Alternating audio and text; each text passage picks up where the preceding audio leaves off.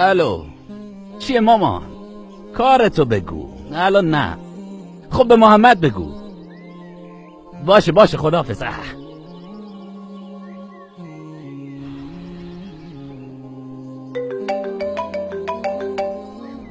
الو، چی شد؟ بگو ببینم. 14:30. خیالم راحت شد. واقعا خیلی شانس آوردم این درس رو پاس کردم. باشه، شیرینی رو حتما میدم. باشه، عیب نداره. امروز مهمون من. باشه.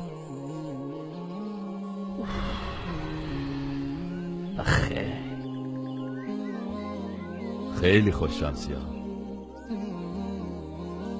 به خاطر اون درس واقعا خیلی نگرانش بودم. یعنی همه بچه ها خونده بودنش و آماده بودن، ولی من گفتم 1-2 ساعت قبل امتحان یه کارش میکنم. وای خدا. ولی منظورم نمرت نبود. پس چی بود؟ مادرت بهت زنگ زد. میدونیم که مادرت بهت زنگ زد یعنی چی؟ آرزو دارم چند ثانیه مادرمو ببینم، چه برسه به اینکه صداشو بشنوم. به خدا اگه صداشو بشنوم شاید تلفنو قطع نکنم، میذارم ساعتها برام حرف بزنه. شاید تو الان احساس منو نداشته باشی، چون مادرم دیگه پیشم نیست، رفت. الان متوجه منظورم شدی؟ وقتی مادرت زنده نباشه برای یه درس دیگه اینقدر خوشحال نیستی. برعکس، اون موقع همه چیزت فقط مادرته، مزاحم همیشگی. میدونی مادرمو چی صدا میکردم؟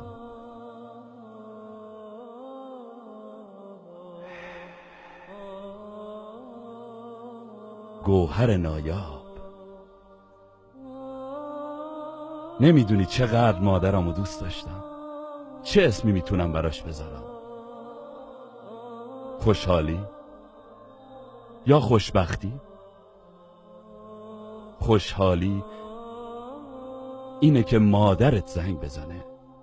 من فقط یه چیزی بهت بگم.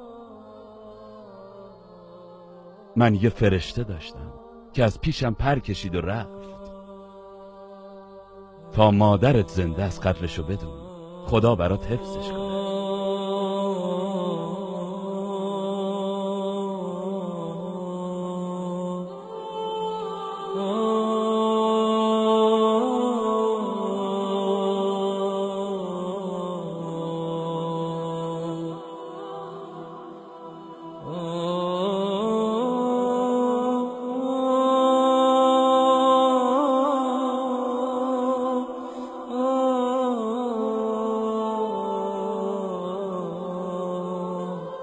الو، سلام مادر.